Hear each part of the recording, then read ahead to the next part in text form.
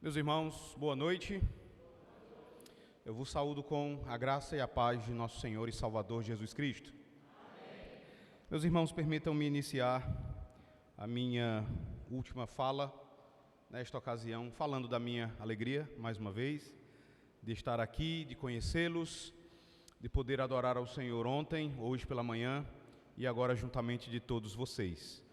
Manifesto aqui a minha gratidão ao Senhor por isso, também a liderança desta igreja, na pessoa do pastor Ivan, que fez o honroso convite. A minha oração é que o Senhor continue a abençoar vocês e que vocês tenham a oportunidade de celebrar a Deus ainda por muitos e muitos anos aqui nesta igreja. Eu quero convidá-los para abrirem as suas Bíblias, como fizemos pela manhã, que vocês abram mais uma vez na carta aos Hebreus. Abra sua Bíblia em Hebreus, no capítulo de número 10.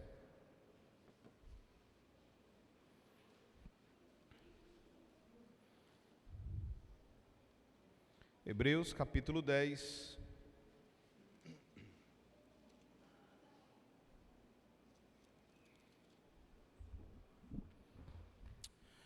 Eu vou fazer a leitura do verso 19 até o verso de número 25.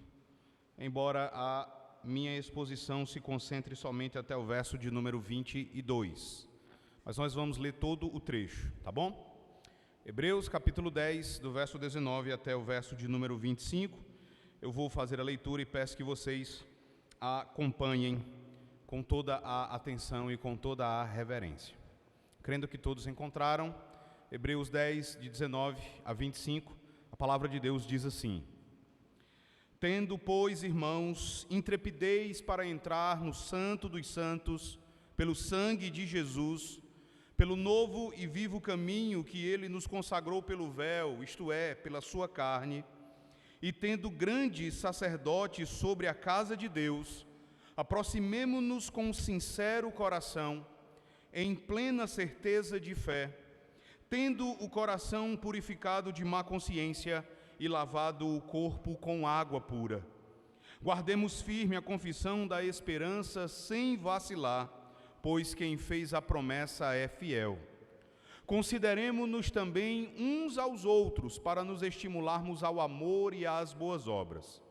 Não deixemos de congregar-nos, como é costume de alguns, antes façamos admoestações e tanto mais, quanto vedes que o dia se aproxima. Amém. Vamos orar mais uma vez. Nosso Deus e nosso Pai, nós bendizemos o Teu nome por quem o Senhor é, pelos Teus atributos gloriosos, pelas Tuas santas perfeições. Reconhecemos que não há outro Deus igual ao Senhor, reconhecemos que não há Deus além de Ti. Bendizemos o Teu nome também pelas Tuas poderosas obras. Louvamos o Teu nome porque há 24 anos o Senhor fez com que esta igreja nascesse. Nós lemos na Tua palavra que é o Senhor quem procura pessoas para transformá-las em adoradoras Tuas. E o Senhor procurou pessoas para serem Tuas adoradoras, para adorarem o Teu nome em espírito e em verdade. E assim o Senhor tem agido ao longo destes 24 anos. Pedimos ao Pai bendito que o Senhor continue a fazer a Tua obra neste bairro e nesta cidade. Que Tu continues a usar esta igreja como instrumento nas Tuas santas mãos, para que as pessoas conheçam a Jesus Cristo, o Teu Filho, para que o Teu nome, a Tua glória, seja proclamada aqui nesta igreja. E agora, ó Deus, depois de termos entoado louvores ao Teu nome, depois de termos apresentado a Ti as nossas súplicas, depois de termos adorado ao Senhor com aquilo que o Senhor tem dado ao Teu povo, nós pedimos que o Senhor fale conosco por meio da Tua santa palavra. Pai amado, é por ela que vivemos. Foi pela Tua palavra que um dia fomos gerados. É por meio das palavras de fé e doutrina que temos seguido que somos alimentados. É por meio dela que somos santificados e por isso nós pedimos: seja servido em falar conosco. conceda-nos a graça de termos um vislumbre maior, de termos uma percepção cada vez mais vívida da glória de Teu Filho. É o que nós te suplicamos e fazemos isso em nome dEle, hoje e para todo sempre. Amém. Meus irmãos, o nosso assunto nesta ocasião é o culto que nós prestamos a Deus. E é possível que você saiba que este é um assunto controverso no meio do povo de Deus. Inclusive, alguns autores vão dizer que, quando o assunto é o culto, nós podemos com justiça falar de uma guerra da adoração, uma batalha sobre a adoração. E essa batalha se concentra basicamente na maneira como Deus deve ser adorado. A grande discussão é o que pode ser feito e aquilo que não pode ser feito no culto ao Senhor. E por que essa guerra acontece? Essa discussão a respeito daquilo que nós podemos realizar ou não no culto se dá por uma única razão. Porque nos falta a compreensão do que é o culto na sua dimensão mais básica. O que é o culto no seu nível espiritual. Se nós soubéssemos o que é o culto, se nós compreendêssemos o que acontece no culto, as nossas discussões diminuiriam em muito. E é por isso que o meu desejo, o desejo do meu coração nesta ocasião, é fazer a exposição dessa passagem e, a partir dela, dar aos irmãos uma compreensão daquilo que acontece no culto, daquilo que acontece no ajuntamento solene, à medida que nós nos reunimos e adoramos ao nosso Deus. Por isso, mantenha a sua Bíblia aberta aí na carta aos Hebreus, no capítulo 10. E antes de entrarmos nos detalhes, a partir do verso 19, nós precisamos entender alguns detalhes a respeito desta carta de modo geral. E, meus irmãos, todas as vezes que vocês lerem a epístola enviada aos Hebreus, vocês devem procurar lembrar da situação das pessoas que receberam esta carta. Sempre que vocês tiverem esta carta diante dos seus olhos, tentem lembrar qual era o contexto dos destinatários desta carta. E eu digo isso porque esses hebreus que receberam esta carta estavam enfrentando problemas na sua caminhada cristã. A impressão que alguns trechos da carta dão é que a fé dessas pessoas estava enfraquecida. Se você abrir a sua Bíblia no capítulo 12, no verso 12, você vai ver o autor aos Hebreus falando sobre a necessidade de eles firmarem os seus joelhos e as suas mãos, porque as suas mãos estavam vacilantes, os seus joelhos estavam trêmulos, eles não estavam tão certos assim de que deveriam perseverar no caminho da obediência a Deus. Entre eles existiam aqueles que estavam sem congregar, existiam aqueles que estavam sem participar dos cultos. E essa fraqueza ou esse desânimo, muito provavelmente, se devia a uma perseguição que eles enfrentavam.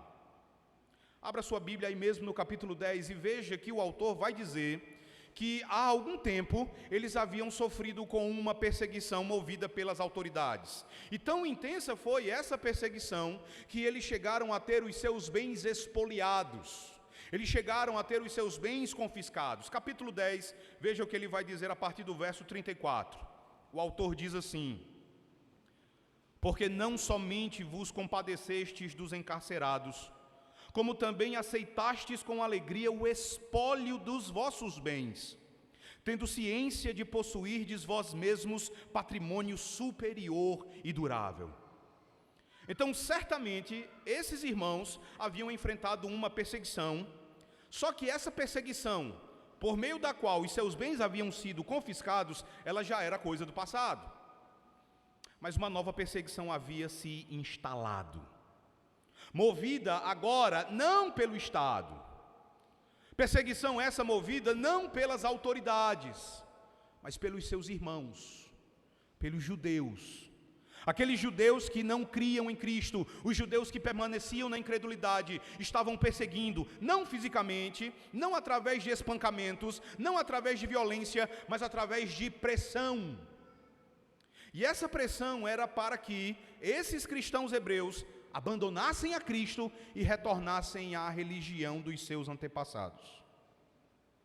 Alguns estudiosos vão dizer que o argumento usado pelos judeus incrédulos para pressionar os seus irmãos era basicamente o seguinte: quão sem graça, quão sem vida é a fé de vocês. A fé de vocês é uma fé sem graça. Vocês não têm um templo. Nós temos um templo. Vocês não. Vocês se reúnem nas casas uns dos outros. Vocês não têm sacrifícios. A única coisa que vocês têm é uma refeição comunal que é composta de pão e vinho. Mas não há sacrifício, não há glória na fé de vocês. Vocês não têm sacerdotes, vocês não têm um sumo sacerdote. O máximo que vocês possuem é um pregador que abre as Escrituras e faz aplicações das Escrituras. Não há sacerdócio. Que religião é essa? Que graça há nisso? Que glória há na fé de vocês? E é bem possível que alguns desses cristãos hebreus já tivessem abandonado e outros estavam começando a cogitar a possibilidade de abandonar a Cristo. É por isso que em vários trechos da carta você vai encontrar o autor exortando os seus leitores a perseverar. Aí mesmo no capítulo 10, veja o que ele continua dizendo agora a partir do verso 35. Depois de dizer que eles se compadeceram dos encarcerados, que eles aceitaram com alegria o espólio dos seus bens, o autor continua dizendo, observe: não abandoneis, portanto, a vossa confiança, ela tem grande galardão. Com efeito, tendes necessidade de perseverança, para que, havendo feito a vontade de Deus, alcanceis a promessa. Porque ainda dentro de pouco tempo aquele que vem virá e não tardará. Todavia o meu justo viverá pela fé, e se retroceder, nele não se compraz a minha alma. Nós, porém, não somos dos que retrocedem para a perdição, somos, entretanto, da fé para a conservação da alma. Ele está dizendo, não retrocedam, não abandonem a fé de vocês, perseverem, isso tem grande galardão. Se você for para o capítulo 12, e eu peço que você faça isso, ele vai dizer, veja o verso 1, ele mais uma vez fala da necessidade de perseverança. Ele diz assim: portanto também nós, visto que temos a rodear-nos tão grande nuvem de testemunhas, desembaraçando-nos de todo o peso e do pecado que tenazmente nos assedia, corramos com o quê? Com perseverança a carreira que nos está proposta. Logo depois ele vai dizer, vocês ainda não resistiram até o ponto do sangue, perseverem, resistam. No capítulo 2, lá no início, ele vai dizer, nós precisamos nos apegar com uma firmeza ainda maior às verdades que ouvimos. Então, o grande interesse do autor desta carta é que os seus leitores perseverem e não abandonem a Cristo. Mas ele não vai seguir adiante apenas exortando essas pessoas. Ele vai dar a elas as razões pelas quais elas podem perseverar. E o que ele faz nessa carta, meus irmãos, é muito interessante. Ele diz que essas pessoas podem e devem perseverar, porque na realidade a fé cristã é muito maior, é muito mais bela, é muito mais gloriosa do que o judaísmo. Ele vai dizer, não é verdade que nós não temos templo, nós somos o templo. Ele vai dizer no capítulo 3, a casa somos nós, a casa de Deus não é um templo feito de tijolos, de madeira e de pedra, a casa somos nós somos o templo, e isso é muito maior do que o que eles têm.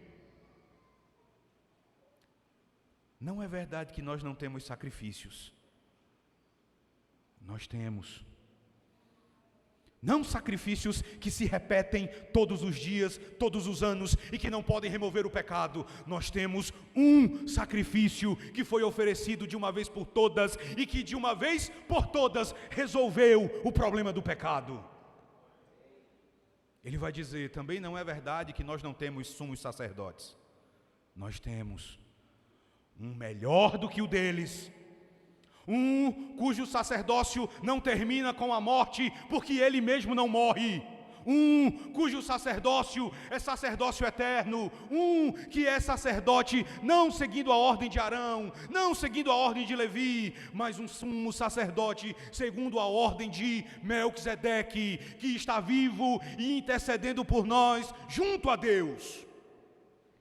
Ele quer que os seus leitores percebam que o que eles têm em Cristo é muito maior do que o judaísmo pode oferecer. Por isso, é loucura abandonar a Cristo, é loucura deixar a Jesus para abraçar aquilo que é menor e aquilo que é imperfeito. E ele vai fazer isso, meus irmãos, desde o início. Ele vai dizer, Jesus é maior do que os anjos, Jesus é maior do que Moisés, Jesus é maior do que os sacerdotes, Ele é maior do que Arão, Ele é maior do que todos os sacrifícios. Ele é supremo sobre tudo. E ele vai fazer isso basicamente até o verso 18 do capítulo 10. O grande interesse dele até o verso 18 do capítulo 10 é expor a grandeza de Cristo, a supremacia de Cristo, a superioridade de Jesus Cristo. A partir do verso 19, ele já vai falar do grande privilégio que nós temos por causa da perfeição de Jesus. E esse privilégio, meus irmãos, que nós temos por causa da perfeição do Senhor Jesus Cristo, é exatamente o culto. E observem como ele define o culto. O que a gente vai ler agora, e o que a gente vai ouvir, cada um de vocês, por gentileza, aplique a este momento que nós estamos vivendo agora. Olhe para o verso 19 do capítulo 10. Leia comigo até o verso 21. Vamos ler todos juntos. Hebreus 10, de 19 a 21, o autor diz assim: Tendo, pois, irmãos, intrepidez para entrar no Santo dos Santos, pelo sangue de Jesus, pelo novo e vivo caminho que Ele nos consagrou pelo véu, isto é, pela sua carne, e tendo grande sacerdote sobre a casa de Deus. Observem, meus irmãos.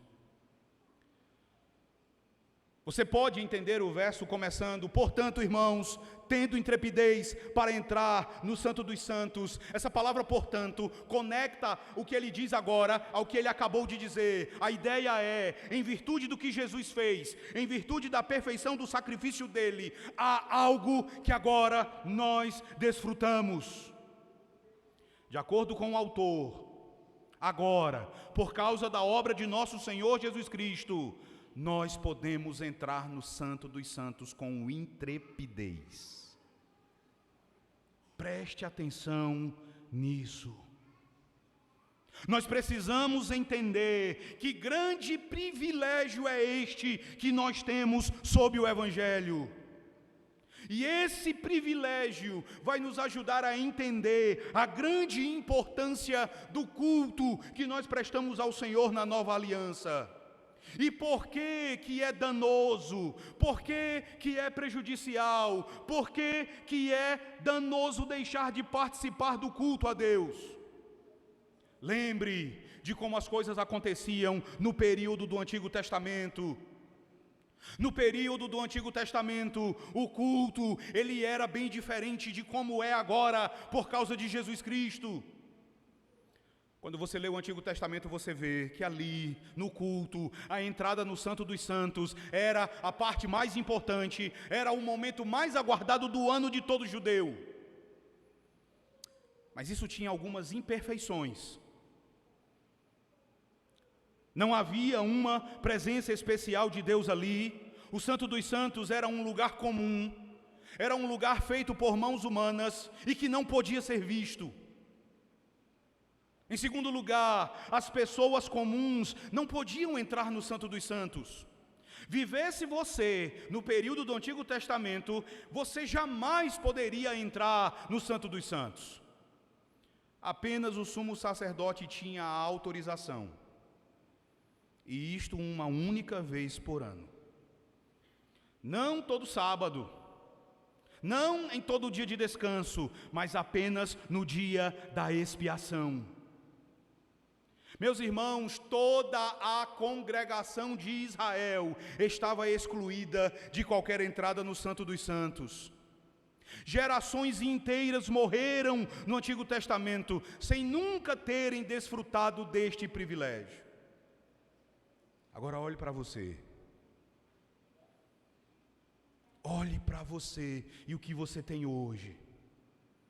Quão diferente é o culto prestado a Deus sob o Novo Testamento, porque de acordo com a palavra de Deus, a igreja agora possui o enorme privilégio de entrar no Santo dos Santos, e não num lugar feito por mãos humanas, mas no verdadeiro Santo dos Santos, na presença especial de Deus.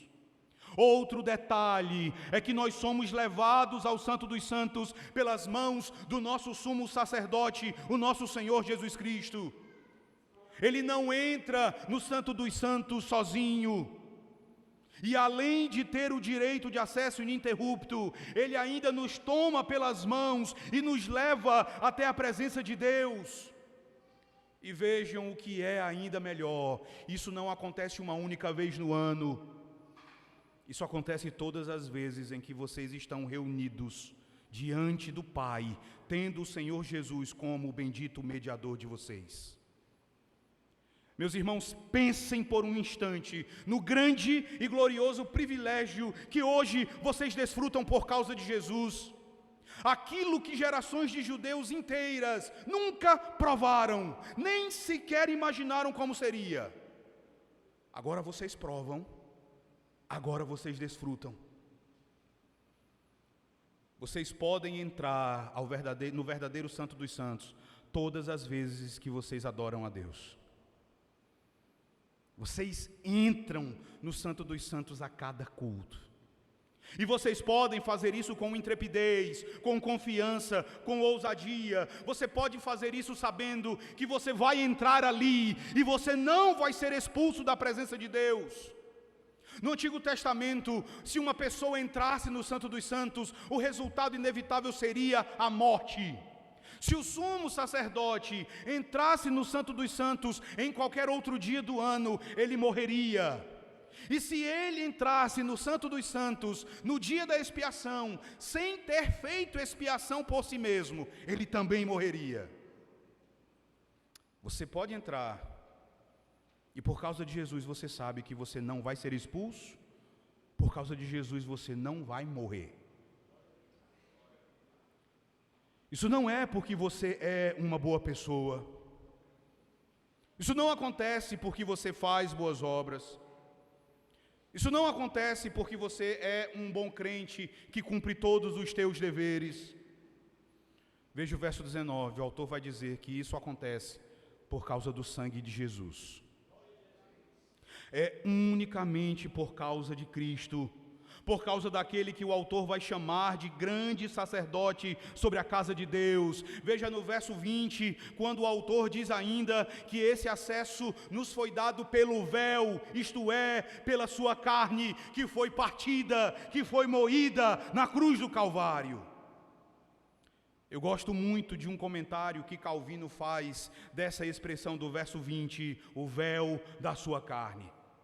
Calvino vai dizer: assim como o véu cobria os recessos do santuário e ao mesmo tempo lhe abria uma porta de acesso, também, embora sua divindade estivesse oculta na carne de Cristo, ele nos conduz ao céu. E assim ninguém encontrará a Deus, a menos que o Cristo homem seja seu caminho e sua porta. Enfim, não há outra forma de você entrar no Santo dos Santos se não for por intermédio do sangue de Jesus. E meus irmãos, por causa de Jesus, o Santo dos Santos não é mais um local proibido para nós. O Santo dos Santos, no Antigo Testamento, evocava a ideia de proibição e de punição em caso de desobediência. Você pode pensar nos judeus daquele período, você pode pensar em um judeu no Antigo Testamento temeroso ao pensar sobre o Santo dos Santos. Mas o sentimento do crente hoje é completamente diferente. O crente hoje, ele não tem medo do Santo dos Santos, porque esse lugar não nos é mais proibido. Cada um de vocês agora, por causa do sangue de Jesus, tem livre acesso ao Santo dos Santos. Essa foi uma das razões pelas quais o véu do templo se rasgou de alto a baixo, porque não há mais nenhuma proibição, não há mais nenhum impedimento, não é mais a morte que aguarda você quando você entra no Santo dos Santos. O que aguarda você no Santo dos Santos agora, desde que você entre por meio do sangue de Jesus Cristo, é um Pai amoroso que espera você para ter doce e profunda comunhão, para comunicar a você todas as benéficas influências do seu Santo Espírito. Você não possui um pai rabugento e mal-humorado. Ali, dentro daquele lugar, não há um Deus vingativo esperando você. Há um Pai amoroso, com um coração enorme e com um enorme desejo de ter comunhão com você. Isso, em vez de causar em nós um temor servil, produz em nosso coração intrepidez, como diz o autor. E essa intrepidez não é sinônimo de irreverência. Você tem acesso ao Santo dos Santos, nele você pode entrar com ousadia, mas você precisa fazer isso com um santo temor, um temor cheio de reverência. A palavra ousadia não fala de uma vã confiança. Ela não ensina que você pode entrar no Santo dos Santos e se comportar da forma como você desejar. A palavra ousadia fala da liberdade e da confiança que os crentes têm agora no seu acesso a Deus. Por causa do sangue de Cristo, nós temos agora a liberdade de entrar na presença de Deus. O que nós precisamos lembrar é do final de Hebreus capítulo 12, verso 28 e verso 29. Abra lá. Nós devemos unir essa ousadia à reverência e ao santo temor. Hebreus 12, verso 28 e verso 29. Eu vou pedir a vocês, irmãos, que leiam comigo. Vamos ler todos juntos esses dois versos de Hebreus 12. Diz assim: por isso, recebendo nós um reino inabalável, retenhamos a graça pela qual sirvamos a Deus de modo agradável, com reverência e santo temor, porque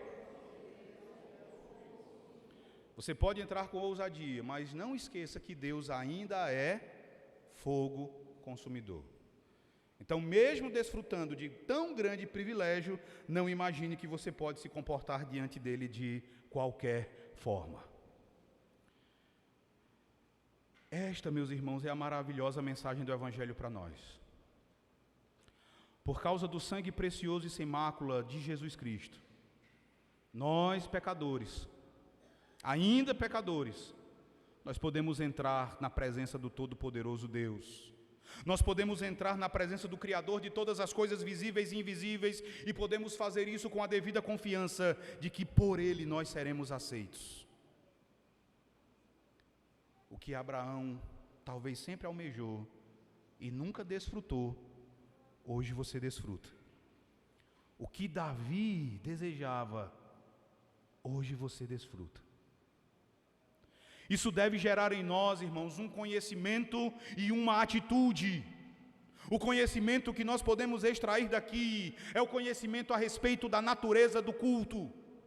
O culto que você presta a Deus possui uma natureza distintiva. John Owen vai dizer que a natureza do culto evangélico consiste no fato de que ele é uma entrada com ousadia no Santo dos Santos. Outro puritano, um homem chamado Jeremiah Burroughs, vai dizer: quando adoram a Deus, homens e mulheres se chegam a Ele. E devemos santificar o nome de Deus quando nos achegamos a Ele, porque na adoração acontece uma entrada no Santo dos Santos e uma aproximação de Deus. Todo domingo agora, quando vocês saírem de suas casas para cá, lembrem disso. Vocês não estão vindo apenas para se reunir neste prédio. vocês estão vindo para se reunirem e, por meio de Jesus Cristo, entrarem no Santo dos Santos do tabernáculo celestial. Que atividade se compara a isso? Nenhuma. Não há nada que se compare a isso. Sabe qual é a atividade mais importante da sua semana? É a entrada no Santo dos Santos. É o culto. Se você entender isso, a última coisa que vai passar pela sua cabeça agora é faltar ao culto. Mas olhe para o texto de Hebreus 10, veja o verso 22, porque no verso 22 ele vai dizer que nós devemos desfrutar desse privilégio tomando alguns cuidados. Leiam comigo o verso 22 de Hebreus 10, leiamos todos juntos. Aproximemo-nos com sincero coração, em plena certeza de fé, tendo o coração purificado de má consciência e lavado o corpo com água pura. Então eu vejo que ele vai mais uma vez definir o culto em termos de se aproximar de Deus. Ele diz, aproximemo-nos. Então ele quer que você saiba que o privilégio que você recebeu por meio do sangue de Jesus é o de se aproximar de Deus, é o de entrar na presença de Deus de uma forma especial. Aí no início do verso 22, ele resume o culto numa única palavra: aproximemo-nos. Meus irmãos, desde o Antigo Testamento, se você lembrar, a função do culto sempre foi a de aproximar o povo de Deus. Pense em todas as ofertas, pense em todos os sacrifícios e em todos os holocaustos. Todas essas coisas eram meios para que os adoradores pudessem se aproximar de Deus de um modo especial. E tudo isso por causa do pecado, porque o pecado provocou uma terrível separação entre Deus e o homem. A salvação, irmãos, nada mais é do que a reconciliação e a reaproximação entre Deus e o homem. E o culto, por sua vez, nada mais é do que a intensificação e o desfrute prático, o desfrute experiencial desse relacionamento que foi restabelecido. Sob o Novo Testamento, o culto prestado a Deus continua sendo descrito como um aproximar-se dele. Só que agora nós nos aproximamos dele, não por meio do sangue de touro e de bodes. Essa aproximação é feita agora, de uma vez por todas, por meio do sangue de Jesus Cristo. Pense na implicação dessa verdade para a sua vida. E você pode aplicar isso ao culto público, você pode aplicar isso ao seu culto em família, você pode aplicar isso também à sua devoção privada. Cultuar a Deus, adorar a Deus, é se aproximar dEle, é chegar perto dEle, é chegar mais junto, é chegar mais próximo a Deus. Você vai dizer, mas pastor, Deus está em todos os lugares. E é verdade. É verdade que nós estamos sempre na presença dEle. Mas do culto, meus irmãos, essa aproximação, ela é relacional e experiencial. Pare e pense a respeito disso. Pensem a respeito, meus irmãos, do que acontece com vocês todos os dias, quando vocês cantam salmos e hinos a Deus. O que acontece com vocês, quando vocês oram e leem a palavra de Deus. O que acontece naquele exato momento? Quando vocês fazem essas coisas, vocês estão se aproximando de Deus. Quando vocês fazem isso, vocês estão sendo levados ao seio de teu Pai Celestial. Vocês estão se aproximando mais e mais daquele que amou vocês com amor eterno, daquele que salvou vocês por meio do sangue do seu amado Filho unigênito. Você, marido, quando você está junto da tua esposa, quando vocês estão juntos dos teus filhos, e vocês abrem a palavra de Deus, e cantam hinos ao Senhor, e oram juntos, todos vocês como família estão se aproximando do Senhor. E meus irmãos, parem e pensem no que está acontecendo neste exato momento, quando vocês estão reunidos aqui, louvando a Deus, orando e ouvindo a exposição da Sagrada Escritura. O que é que está acontecendo agora, neste exato momento? Meus irmãos, que grande privilégio é o que nós estamos experimentando neste exato momento. Nós nos aproximamos de Deus. Vocês chegaram diante dele com cânticos em seus lábios. Vocês ofereceram a ele a reverência devida. Vocês contemplaram a sua beleza. Vocês adentraram ao lugar santíssimo, ao Santo dos Santos. Sabe o que está acontecendo nesse exato momento? Vocês estão unidos aos santos profetas, aos apóstolos, aos mártires. Vocês estão unidos aos anjos eleitos que estão no céu. Vocês estão com eles neste lugar santíssimo e estão próximos a Deus, diante dele. Vocês podem vê-lo por meio dos seus santos atributos revelados na palavra. Vocês podem provar dele, vocês podem testemunhar da sua fidelidade, da sua misericórdia, da sua bondade. Vocês podem provar da sua santidade, que é comunicada a vocês através dos meios de graça. Ele toma cada um de vocês e alimenta cada um de vocês por meio da palavra.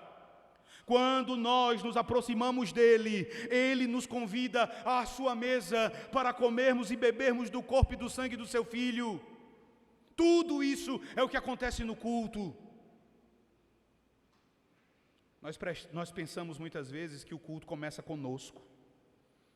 Eu vou para a igreja, eu vou oferecer culto. O culto não começa conosco. Começa com ele, quando ele convoca o seu povo. O primeiro ato do culto é Deus convocando o seu povo. Ele diz no Salmo 50, convocai, congregai os meus santos, os que comigo fizeram aliança. Nós cultuamos, não porque decidimos sair de nossas casas para nos reunirmos aqui. Nós cultuamos porque Ele nos convoca. E como somos servos e filhos dEle, nós apenas aquiescemos e obedecemos. E não pense que é você que oferece o culto. Ele é o principal agente no culto. A nossa linguagem muitas vezes dá a entender que o culto é um meio, é uma forma de se expressar diante de Deus. Quando na realidade no culto ele se expressa muito mais do que nós. Talvez você lembre do dia que você foi batizado. E você diga assim: eu fui batizado, ou eu me batizei. Na verdade, foi Deus que marcou você com o santo batismo e que colocou sobre você as insígnias do Filho dele para dizer que você pertence ao povo dele. Quando a ceia do Senhor, é Ele que alimenta você. Não é você que simplesmente toma do pão e come, não é você que simplesmente toma do vinho e bebe, é Ele quem alimenta você com o corpo e o sangue do Filho dele. O culto, antes de ser participativo ou expressivo, é formativo. Nele Deus nos forma. Nele Deus trabalha em nós. Dessa forma, meus irmãos, cada um de vocês deve ter uma visão mais elevada do que é o culto prestado ao Senhor. Sejam zelosos e perseverantes em buscar a Deus em privado. Sejam zelosos em cultuar ao Senhor, juntamente com a esposa e os filhos, e mais, sejam zelosos em participar do culto público solene prestado ao Deus triuno. Você deve pensar da seguinte forma: quando eu estou cultuando a Deus, eu estou me aproximando daquele que é o meu Deus, o meu mestre, o meu Senhor, o meu amado. Eu sei que Ele está comigo todos os dias, eu sei que Ele estará comigo até a consumação dos séculos, mas quando eu o cultuo, eu me aproximo ainda mais. Eu posso sentir o seu aconchego, eu posso ver a sua beleza, eu posso ver a beleza do seu Filho, eu posso posso ver a glória do seu Espírito. Que privilegiado eu sou! Nem Abraão, nem Davi tiveram o privilégio que eu tenho. Eu não vou ser insensato a ponto de deixar de cultuar ao meu Deus, se de acordo com o que Ele mesmo diz na sua palavra, é isto que adorá-lo significa. Deixarei eu de estar junto do povo de Deus para cultuá-lo? Permitirei eu que a mínima coisa, o menor problema, o mínimo contratempo, qualquer indisposição, permitirei eu que qualquer enfermidade me impeça de me aproximar do meu Deus junto dos meus irmãos? Não! Quando você entender isso, você vai repetir a todo tempo: uma coisa peço ao Senhor, e eu a buscarei, que eu possa morar na casa do Senhor todos os dias da minha vida, para ver a beleza do Senhor e meditar no seu templo.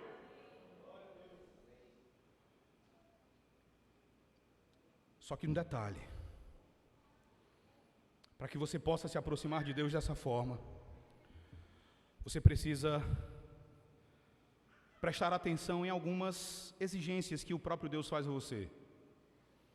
Olhe para o verso 22. Ele diz: aproximemo-nos primeiramente com o quê? Com um sincero coração. Nós precisamos nos aproximar dele, nós podemos nos aproximar dele, mas precisamos fazer isso com um sincero coração.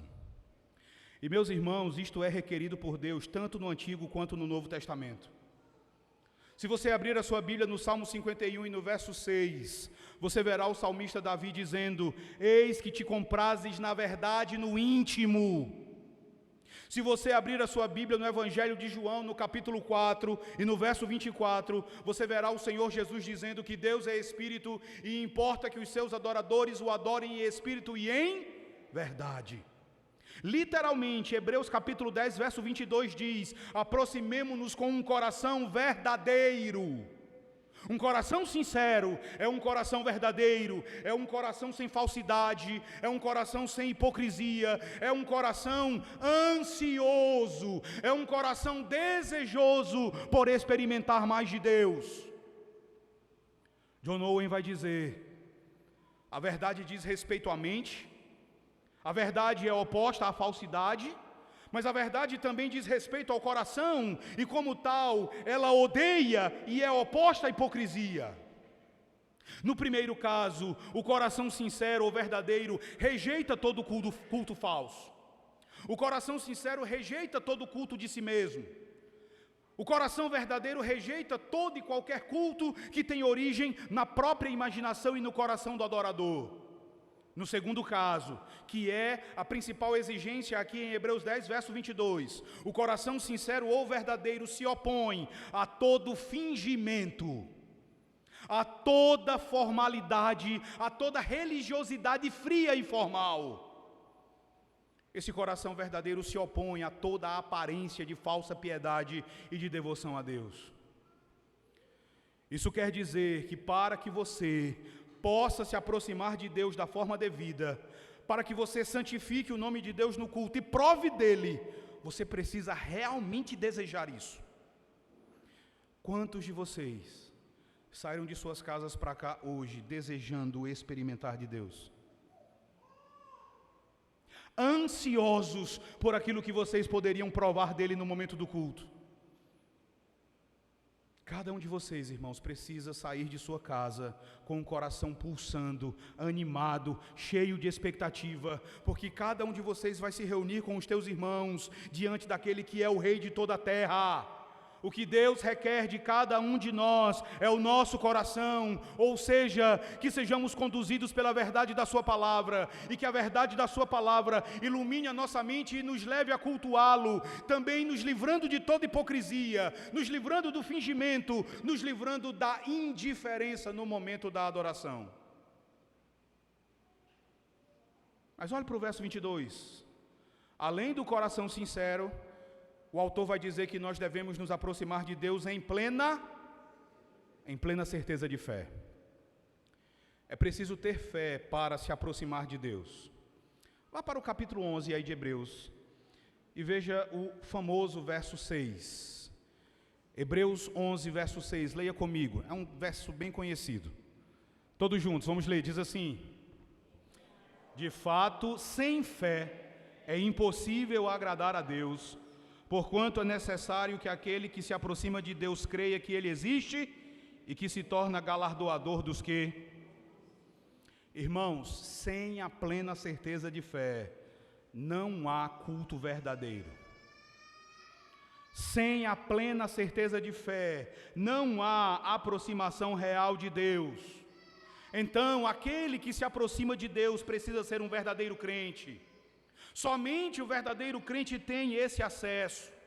Todas as outras pessoas estão excluídas desse acesso. Então, nesta noite aqui, prestem atenção nesse detalhe. Se aqui há um público misto, se aqui há pessoas que não amam a Cristo, que não confiam em Cristo, então nem todos estão se aproximando de Deus a fim de santificar-lhe o nome. Apenas aqueles que têm fé verdadeira que podem se aproximar dele. E aí você pergunta, o que é fé? Olhe novamente para o capítulo 11 e veja como o autor define a fé no verso 1. Também é muito famosa essa definição. No verso 1, o autor aos Hebreus vai dizer que a fé é a certeza de coisas que se esperam e a convicção do quê? De fatos que se não veem. Essa é a parte que eu mais gosto. Olhem ao redor de vocês e vocês vão ver uns aos outros. Correto? Vocês vão ver a Cristo olhando ao redor? Vocês não veem, mas a fé faz com que vocês saibam que Ele está sim presente. É preciso que haja plena certeza de fé.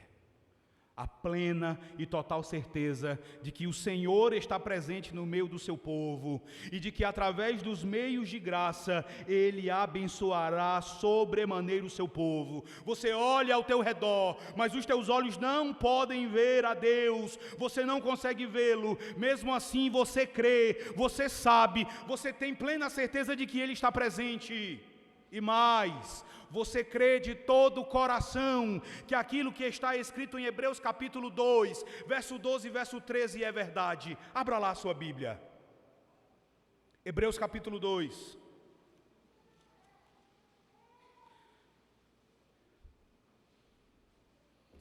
Verso 12 e verso 13. Irmãos, isso aqui precisa mudar a maneira como nós nos comportamos no momento do louvor, dos cânticos. Veja aí, Hebreus 2, verso 12 e verso 13. Diz assim, eu vou ler a partir do verso 10, ele vai falar sobre Jesus Cristo.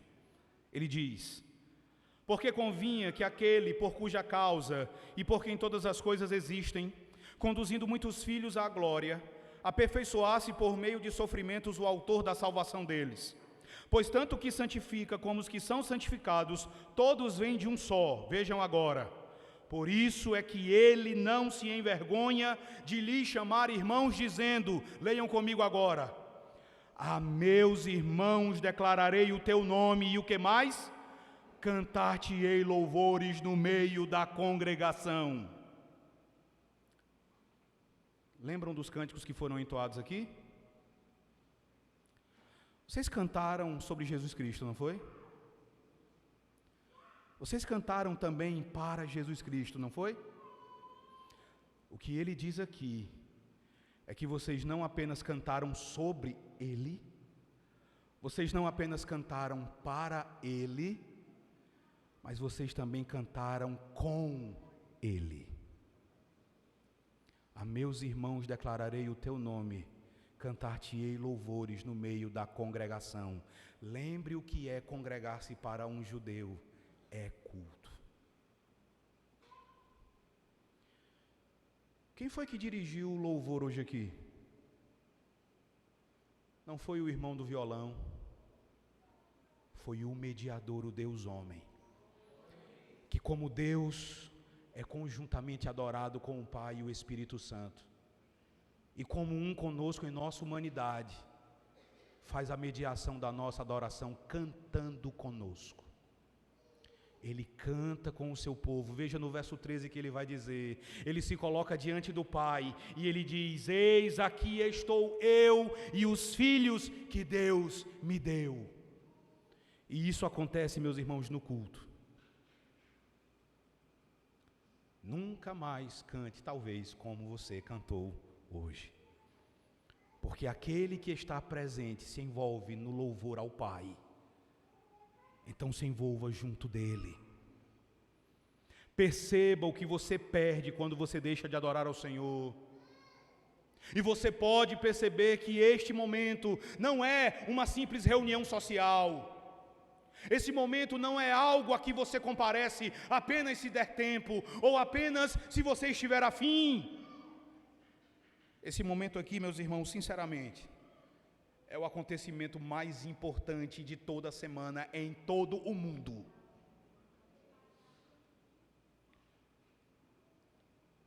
Ainda no verso 22, veja que ele vai dizer que além de um coração sincero, além de plena certeza de fé, nós também precisamos nos aproximar dele, tendo o coração purificado de má consciência e lavado o corpo com água pura. Isso fala da necessidade, irmãos, de santidade de nossa parte.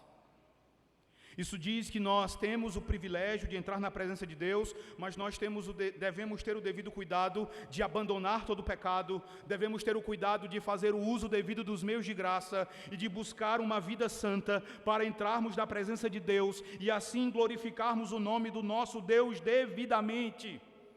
Essas figuras que ele usa aqui, a lavagem com água e a purificação, fazem referência àquilo que acontecia no Antigo Testamento, a toda a preparação que era necessária para que as pessoas pudessem entrar na presença de Deus. O que é requerido de cada um de nós é que todo o nosso ser seja alvo da obra purificadora e santificadora do Espírito Santo, para que a nossa aproximação dele lhe seja agradável, para que o nosso culto seja agradável a ele. Nós não fazemos ideia, meus irmãos, de quão importante é a devida preparação para nos aproximarmos de Deus no culto solene. Nós imaginamos que o culto só começa quando, depois de estarmos aqui, a primeira leitura é feita ou a primeira oração. O culto começa com a preparação. Abram suas Bíblias em 1 Samuel, no capítulo 16. E vocês perceberão que tão importante é a preparação para cultuar a Deus, que as Escrituras chamam essa preparação de santificar-se. 1 Samuel, capítulo 16, verso 5. Samuel está em Belém, ele foi enviado pelo Senhor para ungir o filho de Jessé, mas vejam o que ele diz aqui aos anciãos de Belém, verso 5, 1 Samuel 16, ele diz: vim sacrificar ao Senhor. Sacrifício no Antigo Testamento era sinônimo de culto ao Senhor, mas vejam que ele diz: santificai-vos e vinde comigo ao sacrifício. Santificou ele a Jessé e os seus filhos e os convidou para o sacrifício. O que nós aprendemos com a palavra de Deus é que preparar-se para adorar é santificar-se para a adoração, e isso nos é exigido também no Novo Testamento. E com isso em mente, eu quero compartilhar com vocês as palavras do puritano Jeremiah Burroughs. Falando sobre a preparação para o culto, Jeremiah Burroughs disse assim: é preciso haver preparação para adorar a Deus. O Deus a quem vimos adorar é um Deus grande e glorioso. Uma vez que lidamos com majestade tão infinita, gloriosa e temível, convém preparar-nos quando nos aproximamos dele. Essa é a razão porque em Êxodo capítulo 19, verso 10, quando Deus se aproxima do povo para lhes dar a sua lei, ele requer que se santifiquem hoje e amanhã, e que lavem as roupas e se preparem para o terceiro dia, pois no terceiro dia o Senhor descerá sobre o monte Sinai à vista de todo o povo. E aí ele conclui dizendo: agora, pois, irmãos, se quando Deus veio para dar a lei, eles tiveram de se preparar, com certeza, quando nós nos achegamos para adorar a Deus por meio do Evangelho, precisamos também nos preparar porque Deus está vindo ao nosso encontro. Eu quero concluir, meus irmãos, dizendo a vocês: se no Antigo Testamento, quando o culto era cheio de cerimônias, sombras e tipos, quando a glória do culto era menor, se ali o culto era visto com tamanha importância, imaginem como o culto deve ser visto por nós agora, sob o Novo Testamento. Nós que adoramos a Deus não por meio das sombras, mas por meio da substância, da realidade que é Jesus Cristo. Se quando o culto era menos glorioso, Deus considerava como da maior importância que o povo se aproximasse dele da maneira correta e em pureza de coração, imaginem agora que o culto que prestamos a Deus sob o Evangelho é mais belo e mais cheio de glória. Então, quão importante é, irmãos, que nós repensemos a maneira como enxergamos o culto, a adoração ao nosso Deus. O que é requerido de nós? O que é requerido de nós é bem simples de entender. É requerido de cada um de nós que repensemos as nossas atitudes. Porque quando nós entendemos o que de fato é o culto, não mais viremos ao culto aos domingos com a indiferença reinando em nossos corações. Quando entendermos o que é o culto, não mais perderemos esse momento por qualquer motivo.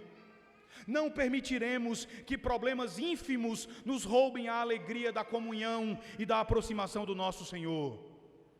Quando você entender o que realmente acontece no culto, quando você enxergar que no culto Jesus se faz presente e canta com a igreja, você não vai preferir ficar em casa assistindo televisão. Você não vai preferir fazer outra coisa. Quando você compreender o que na realidade é a adoração prestada a Deus, você não vai ter mais coragem de se portar com irreverência. Você não vai ter mais coragem de ficar com conversas paralelas, com brincadeirinhas e mexericos com os teus amigos, ou saindo para ficar conversando com quem está lá fora. É simplesmente impensável, irmãos, que alguém compreenda o que é o culto prestado a Deus, o que acontece no momento do culto, e ainda assim prefira fazer outra coisa, em vez de estar aqui vendo e provando como o Senhor é bom. A última coisa que vai passar pela sua cabeça é se ausentar desse momento. Esse culto vai chegar ao fim hoje. E se você entender o que é esse momento, você já vai ficar ansiando pelo próximo. Se há alguém aqui nesta noite que não é crente, eu quero dizer a você que o chamado do Evangelho é para que você também prove de tudo isso. Se você não tem a Jesus Cristo em sua vida, você deve saber que você está aqui, mas mesmo assim, você não conseguiu se aproximar de Deus. Você pode até dizer, mas eu estou aqui, eu sou uma boa pessoa, eu pratico bem, então eu estou perto de Deus. Eu digo a você que sem Jesus, as tuas boas obras te levam não para mais perto. Sem Jesus, as tuas boas obras te levam para mais longe de Deus. Elas te levam para bem perto do teu ego, mas para cada vez mais longe de Deus. Elas não aproximam você do Senhor. Elas afastam você dele. Essa vã confiança que você tem em si mesmo impede que você se aproxime dele. Se você deseja ter esse acesso a Deus, você precisa de Jesus Cristo. Então arrependa-se dos seus pecados. Arrependa-se de viver para si. Arrependa-se de viver para fazer apenas a sua vontade. E se achegue a Deus por meio do sangue e por meio do véu que Jesus abriu através da sua carne sendo rasgada na cruz do Calvário. Aí você vai ver e você vai experimentar de tudo isso que acontece no culto. Que o Senhor, pois, nos abençoe, meus irmãos, hoje e para todo sempre. Amém.